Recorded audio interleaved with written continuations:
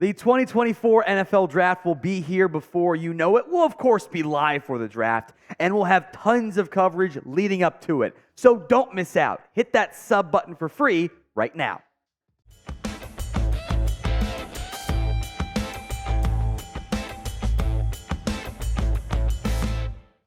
You guys are watching NFL Daily. I am Tom Downey, and today we're breaking down the updated Mel Kiper 2024 NFL Draft quarterback rankings. Now, Mel has been kind of updating his big boards each Friday, which it's noteworthy that he's making all these changes, and there are big changes on this one with the season long over, which I don't have a great reason why. Maybe he's being told things by the NFL or NFL scouts, etc.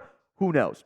No change, though, at number one. His still number one overall player is Caleb Williams, the quarterback out of USC. His play was not as good this year. The numbers were not as good. I would also kind of argue that Lincoln Riley's designs of the offense kind of got lost in the sauce a little bit. There was almost some forced hero ball from Caleb Williams this season. And we're still about how, 30-5 was still really, really good. There are moments I wish he would just operate within the structure the way that the play is supposed to be, but he makes so many of uncoachable, out of structure plays that you live with that. You live with some of the die by the sword, live by the sword type of deals. A change here is number two, as Jaden Daniels has managed to somehow jump Drake Maye in the past week for Mel Kiper. Daniels is the Heisman Trophy winner. He is electric. There's no way about it. I mean, you don't have almost 4,000 passing yards and 1,000 rushing yards by not being dynamic. And it's funny because I would argue all the top three quarterbacks this year didn't get great supporting cast help, at least on defense, or even at times on offense for at least some of those guys there. My issues with Daniels are the deep ball is gorgeous. The mobility is wildly impressive. There are moments in both processing and accuracy, especially in the short to middle areas of the field, that it really comes and goes. And that does concern me. My fun player comp here, by the way, is Monstarred version of Tyrod Taylor. But he's bigger, very slender, though. I think he's got better overall skill sets, too. But the mobility and the deep ball accuracy actually really does tie in well to Tyrod Taylor. Just a much, much, much better version, hence the Monstar aspect of it. Number three is Drake Maye, the quarterback out of UNC. Maybe it's just because he wears number 10 and wears some wristband stuff that it's Herbert for me. And he's also big and long. Like, if you were designing more of a prototype quarterback in terms of the size, the arm strength, the mobility, Drake Maye fits that a little bit more than Williams and Daniels, who Williams is kind of small. Daniels is very skinny and can add that much more weight. Maye also offers mobility. I think there's people who love Drake Maye as QB1. I get it. I think sometimes, because he throws a very pretty ball, like everything looks very smooth and fluid. It's not quite as at times, jittery or anxious as sometimes Williams and Daniels can get. There are times he just flat out misses, but it looks pretty in the process. Kind of like how I think that's an issue sometimes for Trevor Lawrence as well.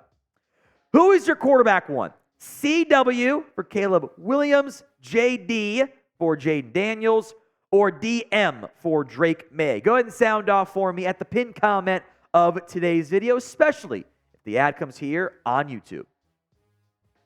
Now to number four, and this is where I think you'll see maybe some more disagreements on who should be four as opposed to maybe who should be in that one. There's a tier gap here.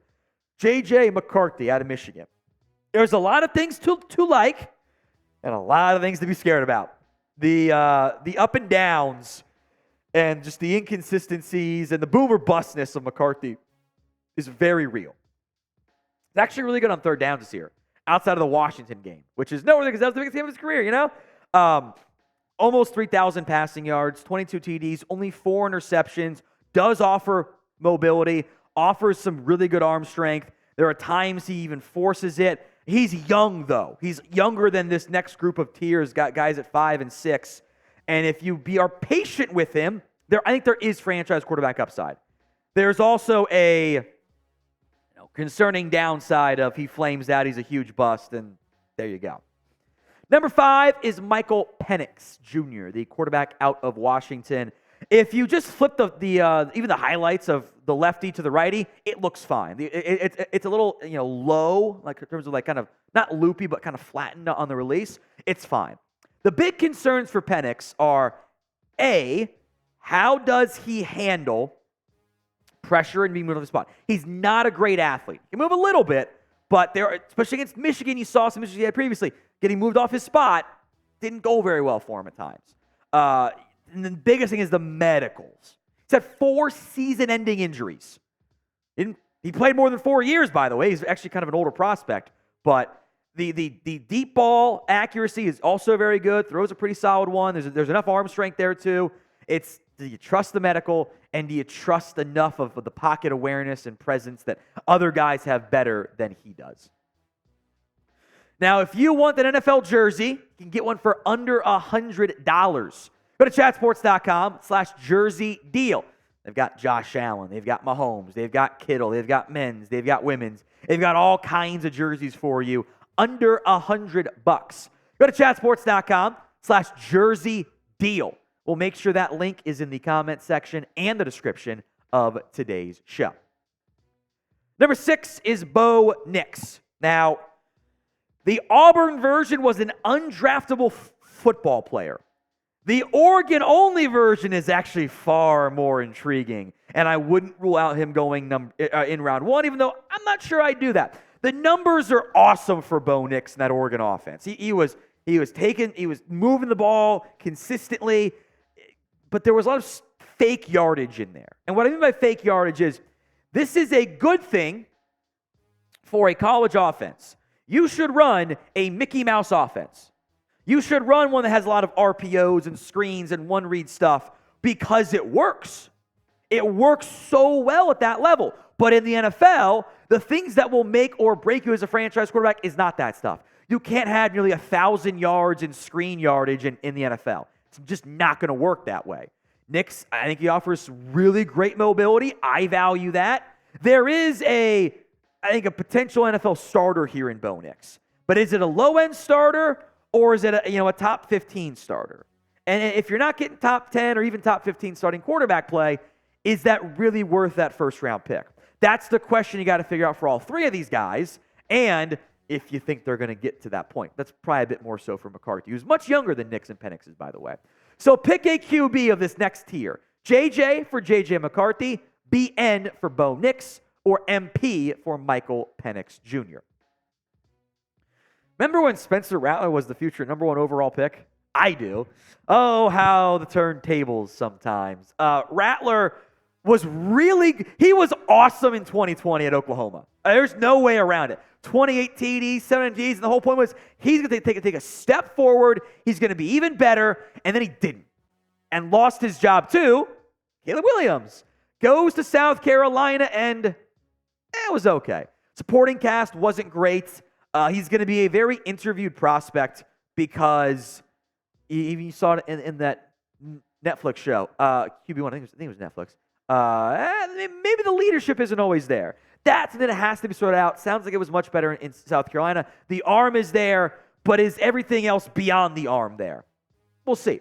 If he goes to a spot where he can develop, that's intriguing. The problem is, and this is kind of the issue you run into with a lot of these guys, you're trying to take a developmental quarterback who's going to be 24 as a first-year player. And if he couldn't sort things out through 4+ years in college, is it going to happen in the NFL?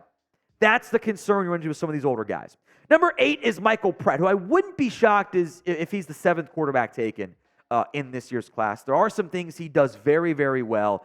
He's not a statue in the pocket necessarily, and was fairly consistent while showing growth in his time at Tulane. He did miss some games due to injury.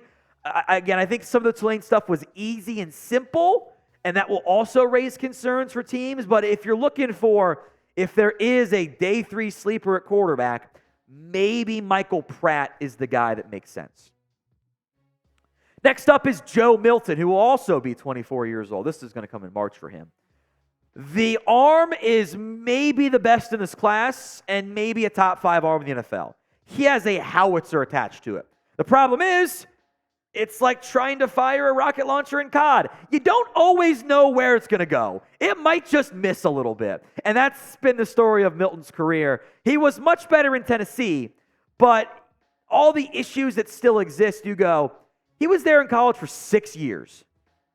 Is it going to develop and grow? There is mobility. There's very good athletic ability. Logan Thomas was a 4th-round pick at quarterback, eventually moved to tight end. That might be kind of like the worst-case scenario for Milton. Or actually, maybe it's Tyree Jackson, if you remember him, the Buffalo quarterback, who was once rated higher as a rookie in Madden than Josh Allen was. Let that sink in. Madden let a UDFA be a higher-rated player. Go figure. The arm is incredible. Big week for him going on right now at the Senior Bowl. Number 10 is Jordan Travis, the FSU quarterback. Might end up getting drafted. So we'll see how that ends up playing out, as things currently sit. The injury was really heartbreaking because it also cost FSU a spot in the CFP. It would have happened otherwise. I love his toughness. I love his leadership. I think that might get him a spot as maybe a QB3 somewhere.